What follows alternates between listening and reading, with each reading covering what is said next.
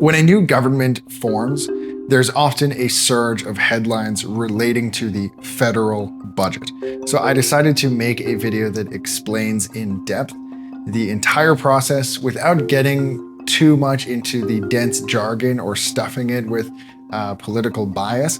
I just wanted Canadians to have a great resource to turn to thoroughly understand the debate on the budget. So in this video, we will begin with the essentials, like what the budget actually is, why it's so important, and the reasons that it's such a topic of debate. And from there, then we can trace its pathway, how it goes from being a draft to being publicly presented, and why, especially for a minority government specifically, its passage doubles as a test of the government's survival. So we'll examine the 2025 budget proposed by Mark Carney, and then we'll get into the conflicts that come up, comparing Mark Carney's fiscal approach with Pierre Poilievre's opposition strategy. So I've included a historical example also to help illustrate the stakes when it comes to proposing a budget. And by the end of the video, you'll have a thorough and practical framework to evaluate a budget that you see. And at minimum, you'll have an ability to make sense of any budget-related headline you might come across. So let's start at the very beginning and answer the question, what is a federal budget? So we can define a federal budget by saying that it is the government's annual plan for raising and spending public money. The budget sets out in one document how much revenue the government expects, mostly in the form of taxes, and how it intends to allocate those dollars across different departments, programs, or perhaps toward debt payments. So you can just imagine your own household finances as an example. So in some sort of cyclical fashion, usually monthly as opposed to annually, you sit down, you consider your income, and then you list out your expenses. You allocate your income to the necessary expenses like housing, groceries, and then you make more granular decisions about the less critical items like your savings accounts, your vacation, buying gadgets, or investments. The federal budget is very similar, except for the scale and the implications are so much greater. So if you have a terrible monthly budget, you as an individual, your neighbors and your coworkers, they're not really going to be affected. Whereas if the federal budget is poor, then the entire country will in some way or another be affected by the competence or the incompetence, which will contribute to the financial state of Canada. So the federal budget is tabled once per fiscal year, and it is drafted under the direction of the Minister of Finance, then approved by Cabinet, and then it's presented in the House of Commons. And once the budget is passed, then it becomes legal authority for the government to collect taxes and spend those funds until the next budget is proposed and passed. Now, before getting too far into this, I want to just provide context because I've just mentioned the Minister of Finance, Cabinet, and the House of Commons. So as of publishing this video right now, 2025, the Minister of Finance in Canada is François-Philippe Champagne. So he is responsible for overseeing the Department of Finance, and he reports directly to the Prime Minister. Then the Cabinet is a body of ministers, each of whom are chosen by the Prime Minister, also appointed by the Governor General, and then that body is chaired by the Prime Minister. So there's no legal requirements or qualifications for a potential minister, but there are some conventions that are expected to be followed or criteria that are expected to be met. So typically there is a minister from each province, and then each minister is a member of parliament or a senator. Something I won't go into in depth, but it's really worth researching if you're interested, is the pattern in Canadian politics of the Prime Minister aggregating or consolidating more and more power into the office of the Prime Minister at the expense of the Cabinet's collective influence. So that if you're interested, there's a great book. It's titled Democracy in Canada by Donald Savoy, and it very thoroughly documents that pattern. Anyway, lastly, I mentioned the House of Commons. So just so everyone is on the same page, the House of Commons, it's a democratically elected body whose members are known as members of Parliament, or MPs. And Canadians vote in their riding or their electoral districts, and the elected representative of that riding becomes a member of Parliament to represent the constituents in that riding.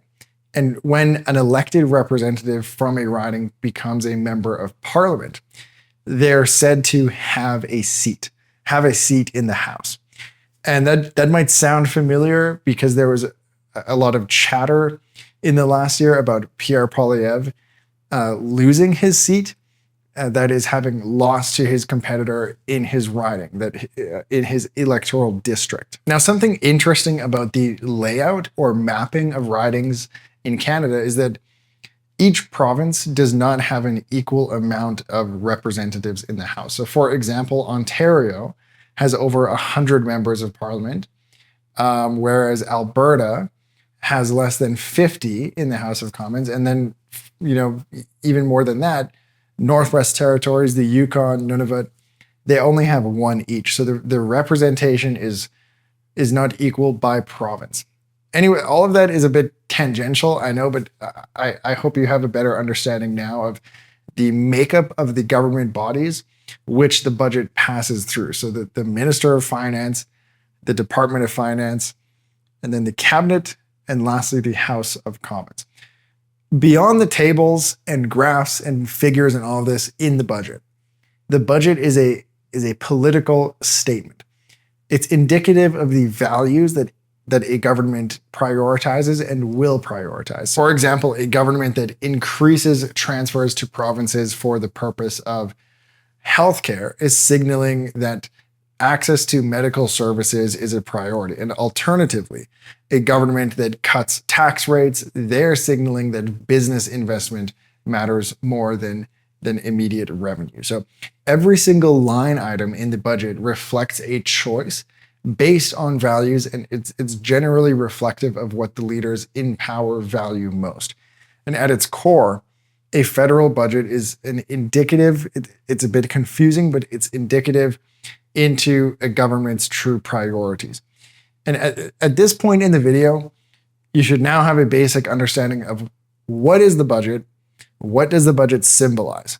And at this point, we can explore further the roadmap of the federal budget. So after an election, when a government is formed, the finance minister will lead a multi-month process to draft up the budget. So this utilizes a blend of economic analysis, stakeholder input, cabinet deliberation. This is all conducted in relative secrecy to avoid leaks or adverse market reactions. And this process begins with central agencies like the Department of Finance, Privy Council Office, the Treasury Board Secretariat convening for a cabinet retreat. And this is where leaders will assess the economic and political landscape. They'll assess the public concerns based on reports and polling statistics and any ongoing government priorities. And the goal here is to emerge with broad directives to guide further preparations. So this feeds into an initial budget compilation when Cabinet and the Prime Minister's office refine based on fiscal targets, social needs, the political realities of the times. And it's often done with an emphasis on getting reelected. It's appealing to key regions or influential groups. And then from September to December, pre-budget consultations start to ramp up. So the Minister of Finance, again, this is currently Francois-Philippe Champagne, so he would release consultation papers on the economic outlook and fiscal goals, and then would engage the House of Commons Standing Committee on Finance, as well provincial counterparts, the public, stakeholders, would engage them through hearings and written submissions. Prime Minister Mark Carney has taken a particularly hands-on role in these discussions, drawing on his economic experience to shape responses to global trade pressures. A big focus, obviously, is the US tariffs at this time. So the Standing Committee delivers recommendations by December, typically influencing the budget strategy alongside cabinet policy committees, Treasury Board options for cuts or reallocations. The takeaway here is that the preparation process, it consists of gathering data, assessing the status of the economy, the current political landscape, public concerns, and ongoing government priorities. And a lot of this process is generally secretive to avoid leaks or adverse market reactions. Now we can explore how the budget is actually presented or tabled. So on the appointed date, typically an afternoon after the financial markets have closed, the Minister of Finance will rise in the House of Commons to deliver the budget speech. So this is the moment of tabling. This is the formal presentation of the government's fiscal plan to Parliament. And the finance minister, according to tradition, usually in a new pair of shoes, will read out an address. So for example, this year in 2025, November 4th, CPAC streamed live to YouTube Francois-Philippe Champagne delivering the federal budget. You can watch it on YouTube.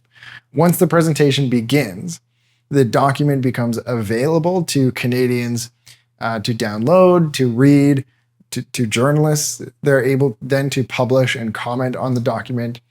And immediately after the minister finishes presenting, the opposition has an opportunity for critique. So for example, again, this year, Pierre Poilievre offered criticisms in the House, like claims that the Liberal government has been the most expensive government in Canadian history, having overspent and doubled housing costs, lineups at the food banks. These are some of his talking points.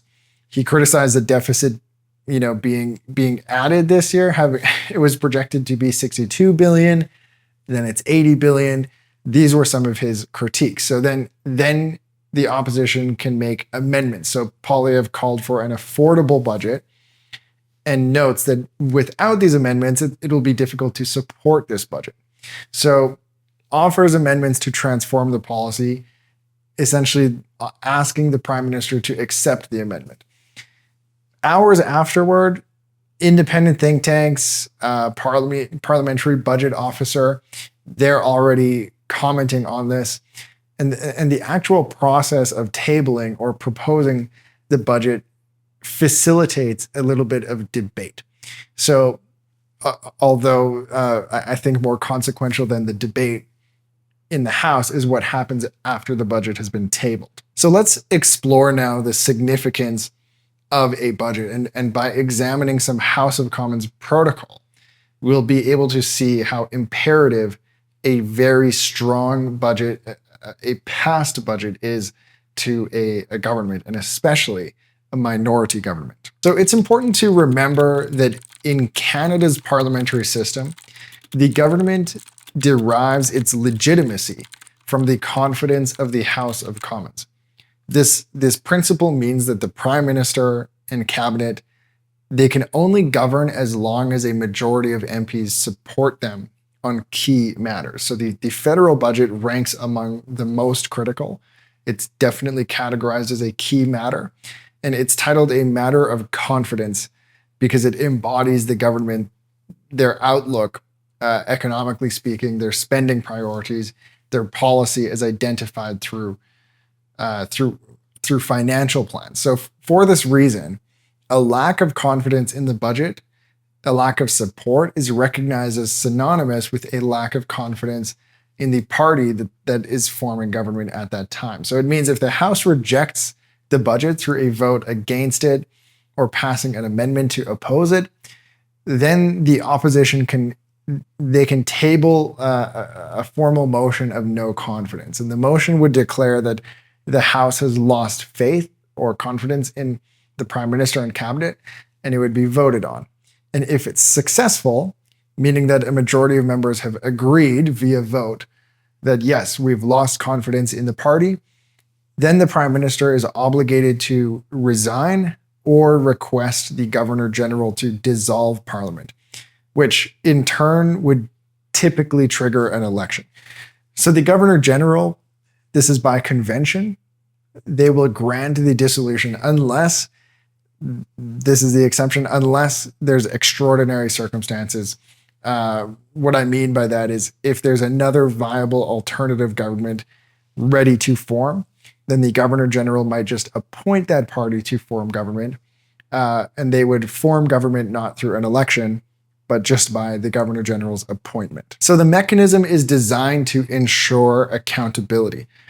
The budget isn't only a financial document, it functions as a test to identify whether the government retains the House's backing for its overall direction and pursuits. So just imagine a team of soldiers, they're about to enter a battle, and they huddle together to form a strategy.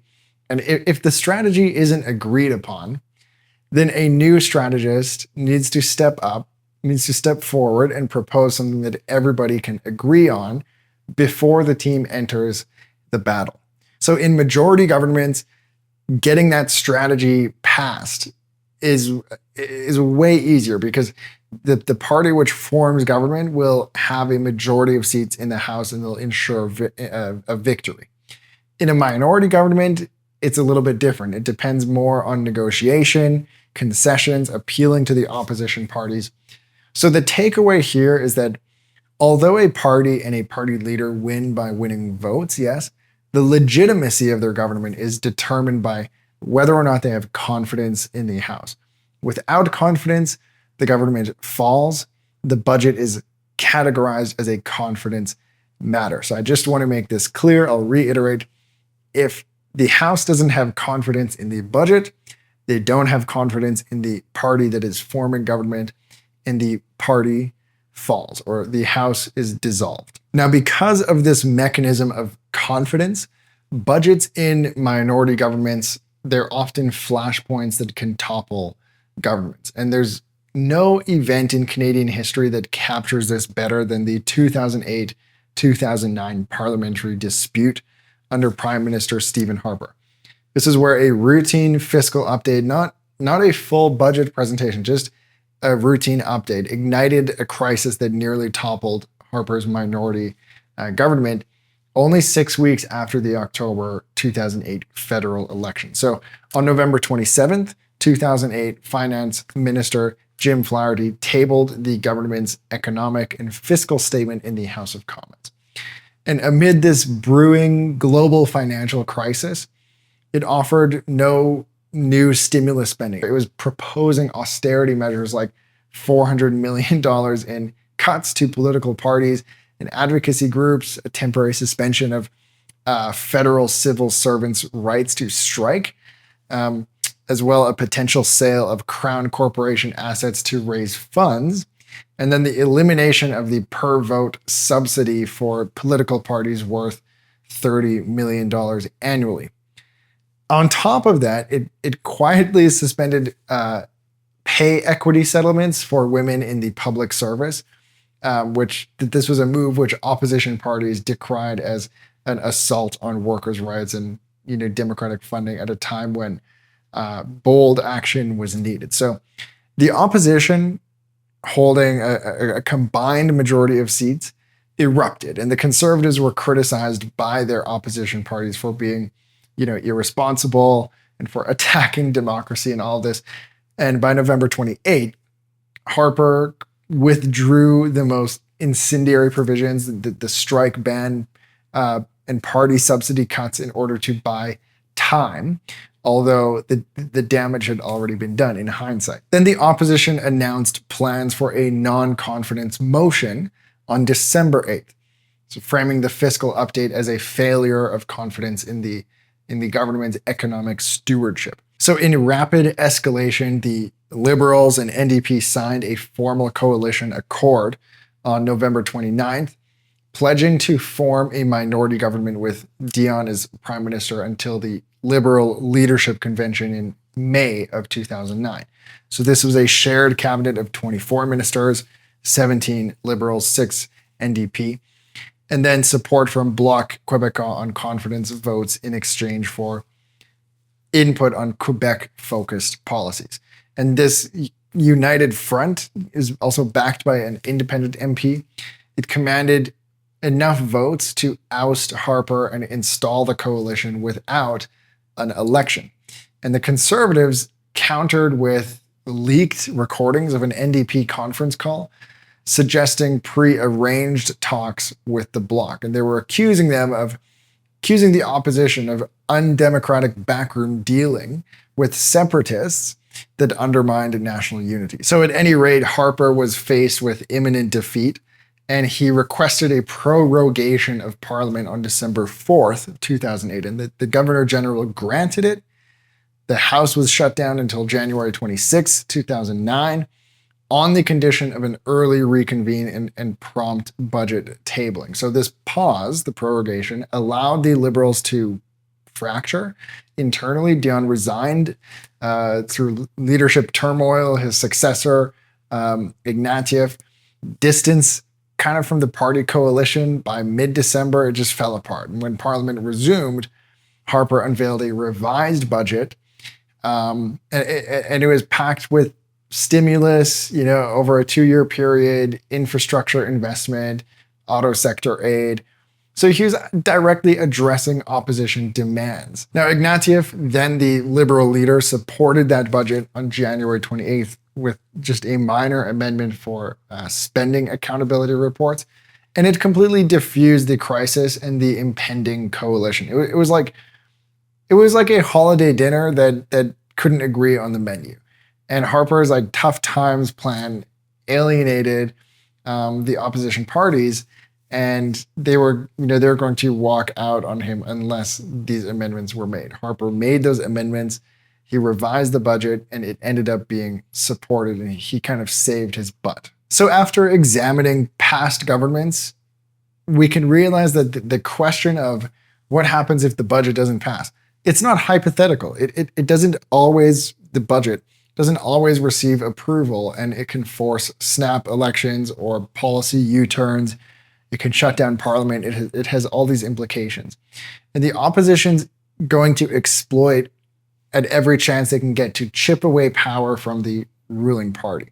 So now, at this point in the video, we can turn toward, the rewards of a good budget. What lies behind and lies within the budget documents. So if you take a look inside a budget, I've linked the 2025 federal budget in the description, you'll see hundreds of charts and tables and some utopian promises, vague promises. Like I'll quote one, it says, Budget 2025 proposes to provide $150 million in 2025-2026 for CBC Radio Canada to strengthen its mandate to serve the public and better reflect the needs of Canadians. And the government will explore modernizing CBC Radio Canada's mandate to strengthen independence and is working with CBC Radio Canada to explore participation in Eurovision. It just lacks a little bit of detail on how it's actually going to happen. So the 2025 federal budget has the following chapters. It begins with an economic and fiscal overview. And Chapter 1 is building a stronger Canadian economy. Chapter 2 is shifting from reliance to resilience. Chapter 3 is empowering Canadians. Chapter 4, protecting Canada's sovereignty and security. Chapter 5 is creating a more effective and efficient government. And the difficult thing here is that the text within the budget, it's not limited to objective truths abstracted purely from data, but there are subjective or suggestive statements included, like something in the introduction statement. It says, quote, "The world is changing profoundly and in real time. We're no longer living in an era of calm, but of significant change. The nexus between energy security, economic security, and national security is clearer than ever before. The systems that long underpinned our prosperity and enabled decades of economic growth, stable global trade alliances, predictable supply chains, a cooperative international order, and reliable partnerships, They are being redrawn and constantly challenged.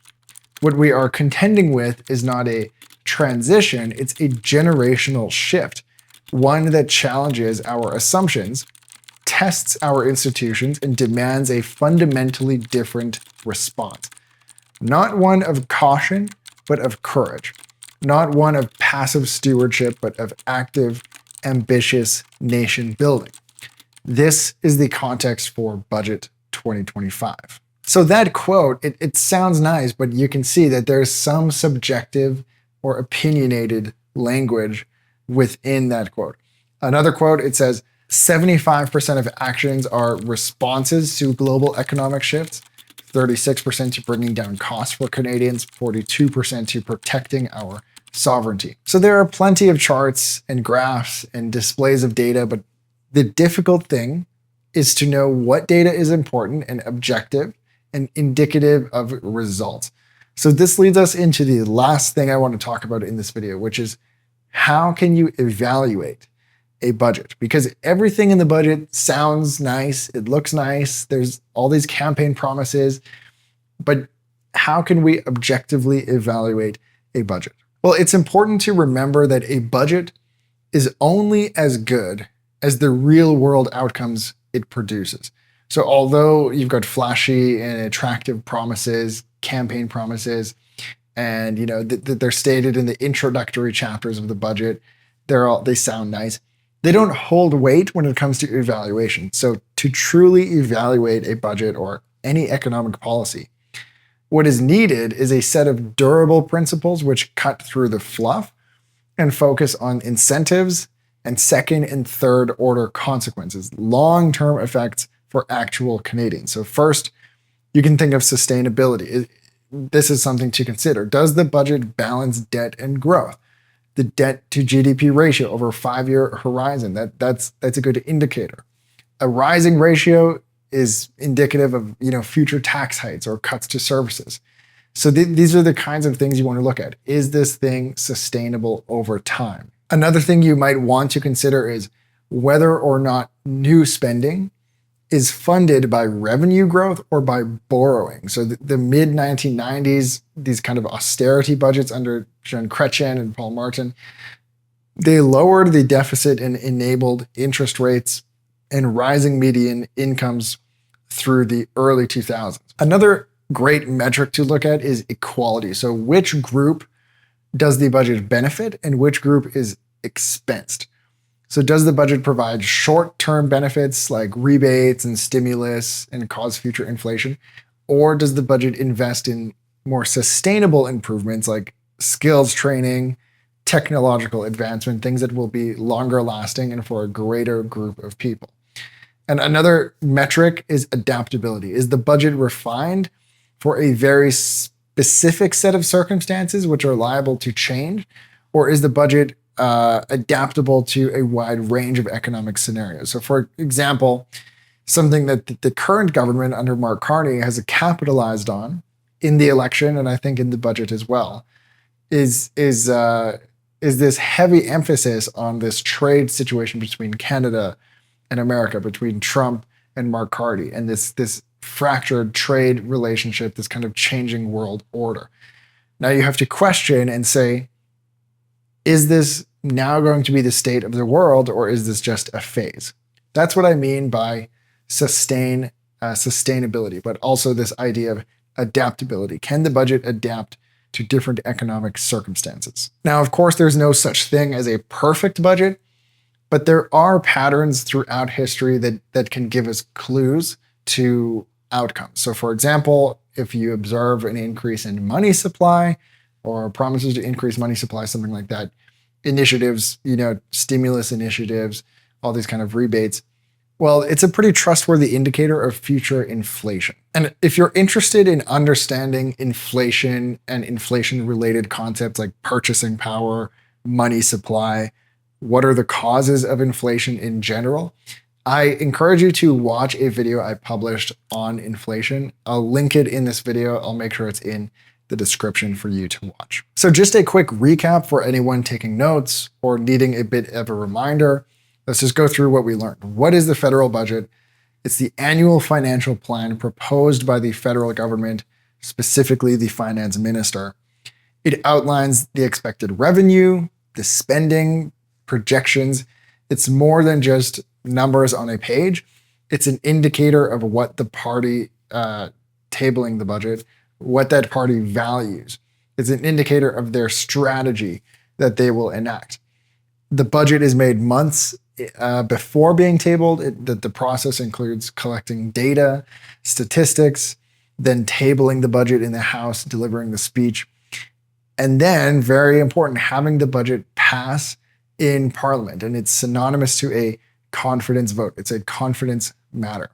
The importance of the budget is comprised of it being a determinant of the government's existence. So without a budget passing, the government is prone to topple. So the impact of the budget is high and lasting. It adjusts levers like taxes, benefits, housing costs, the job market, inflation risks. These are things that will affect everyday citizens like you and I. The budget also forces a government to kind of show its work. It's a mechanism for accountability. The bottom line is that the federal budget is more than just paperwork and jargon. You can think of it as the blueprint for Canada's economy under the government that is currently formed. So I hope this video was helpful for you. I hope it contributes to you having a better understanding of the inner workings of Canadian government. I want to let you know I've included links in the description for further research and the links to where I sourced a lot of this information from. So if you want to do further reading, check out the description. If you made it through the whole video, thank you for watching. Maybe leave a comment. Let me know what your thoughts are. I'd love to hear your thoughts. And thank you for watching.